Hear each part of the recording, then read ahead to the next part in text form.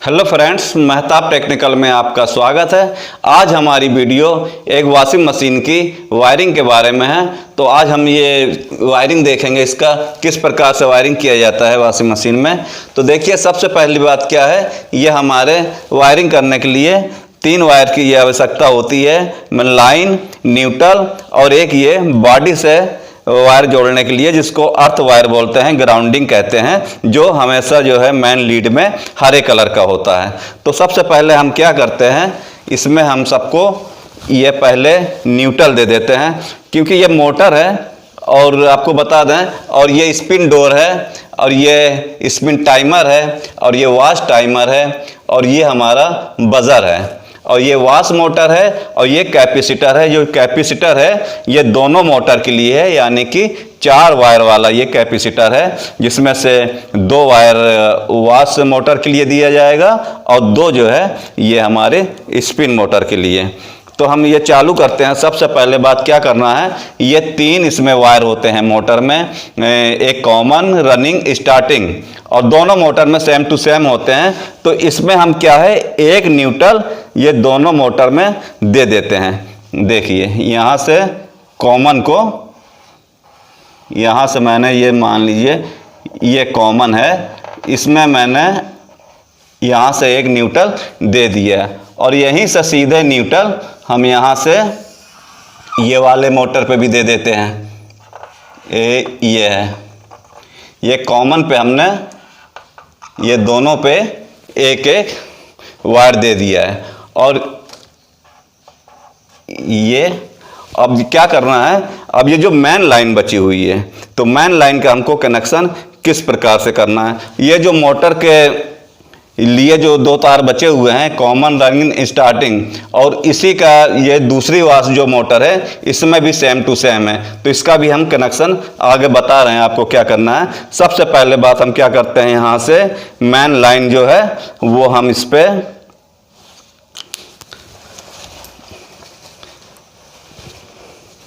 Main line हम यहाँ से ये वाले टाइमर को हम देते हैं। ये स्पिन टाइमर पे हमने एक मेन लाइन दे दिया है, जिससे कि ये टाइमर से जब हम स्टार्ट करेंगे तो यहाँ वाला करंट इस पे आएगा। और ये टाइमर के बाद से यहाँ पे एक पत्ती लगी होती है, ये जो है स्पिन जो डोर होता है, जो स्पिन का ढक्कन खोलते हैं। तो जैसे क्या होता है, जब उसको हम खोलते हैं तो ये मोटर अपने आप बंद हो जाती है। जैसे ही हम ढक्कन उसको बंद करते हैं, वो मोटर फिर चालू हो जाती है। तो उसके बीच में ये एक पत्ती लगी होती है, तो जिसके कारण जैसे हमको खोलने के बाद ये पत्ती में गैप आ जाता है, जिसके वजह से हमारा कनेक्शन वहाँ से कट हो जाता है और मोटर रुक जाती है। जैसे हम उसको ढक्कन को बंद करते हैं, इसका कनेक्शन फिर आपस में ज्वाइंट हो जाता है और ये आगे यहाँ से करंट पाने लगती है मोटर, जिससे कि ये फिर चलने लगती है।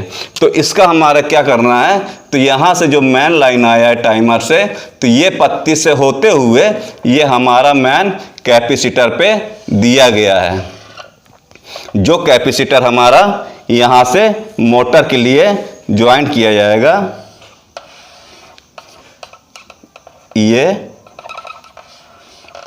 इसमें से 2 वायर जो होते हैं वो स्पिन मोटर के लिए होते हैं और जो 2 वायर होते हैं वो वॉश मोटर के लिए होते हैं। और हमेशा ये बात ध्यान रखना चाहिए, ये जो कैपेसिटर है हमारा, जो स्पिन मोटर वाला जो कैपेसिटर होगा, जो इसमें लिखा रहता है, जिसकी वैल्यू लिखी रहती है, जैसे मान लीजिए ये स्पिन मोटर है, ज़्यादातर 6 MFD होता है, और ये जो वॉश मीटर होता है इसमें जो है 10 MFD होता है, क्योंकि ये मोटर थोड़ी बड़ी होती है स्पिन की अपेक्षा, और ये इसमें जो है थोड़ा ताकत ज़्यादा लगती है, तो इसका जो है कैपेसिटर की वैल्यू भी थोड़ी ज़्यादा होती है।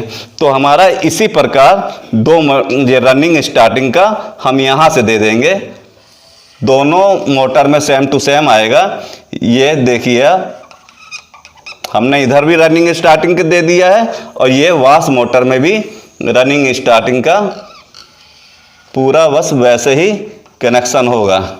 ये आप देखिए, आपको कॉमन पे जो है न्यूट्रल मिल गया है और रनिंग स्टार्टिंग के लिए ये कैपेसिटर का कनेक्शन हो गया है। तो अब हमको क्या करना है, ये हमारी स्पिन मोटर जो है वो एक ही दिशा में चलती है।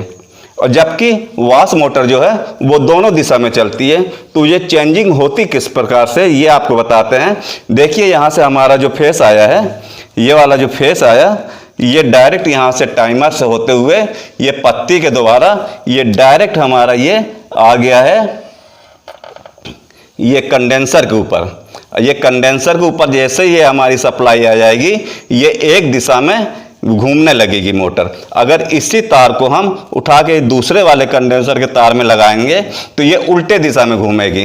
तो हमको जिस दिशा में चाहिए है तो उस दिशा में घुमाने के लिए हम उधर पे एक तार को, ये जो मेन लाइन है ये कैपेसिटर के उस पर एक सिरे पे लगा देते हैं, जिससे जैसे मान लीजिए हमको अगर मान लीजिए घड़ी की दिशा में चलाना है तो इस पे लगाएंगे। और वैसे तो जो स्पिन मोटर में जो है हमेशा एंटी क्लॉक के हिसाब से लगाया जाता है, तो जिसके वजह से उसका जो है ब्रेक उस हिसाब से होता है। जैसे कि अगर इसको उस टाइप में लगाएंगे तो जो ब्रेक काम करेगा, उल्टा लगा देंगे तो वो एक झटके में रुक जाएगी। तो इसलिए हमेशा जो है एक ही पॉइंट पे कनेक्शन दिया जाता है। तो ये तो हमारा एक ही दिशा में चलने वाली मोटर के कनेक्शन है, ये स्पिन के। तो हमारा क्या है, और ये वाश है, ये किस प्रकार से ये दोनों तरफ काम करता है। इसका जो काम होता है ये हमारा वाश टाइमर करता है। वाश टाइमर के लिए सबसे पहले क्या होता है, इधर वाला जो कनेक्शन होता है ये हमारा वजर के लिए होता है। इस किसी भी टाइमर में देखेंगे पर इधर लास्ट वाला तार होगा, ये जो है हमारा ये वजर के लिए दिया जाएगा।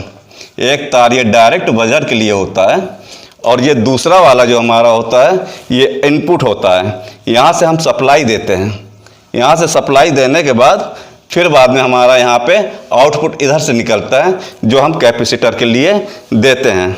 तो सबसे पहले बात हम क्या करते हैं, यहाँ से हम एक सप्लाई इसमें देते हैं। एक मिनट,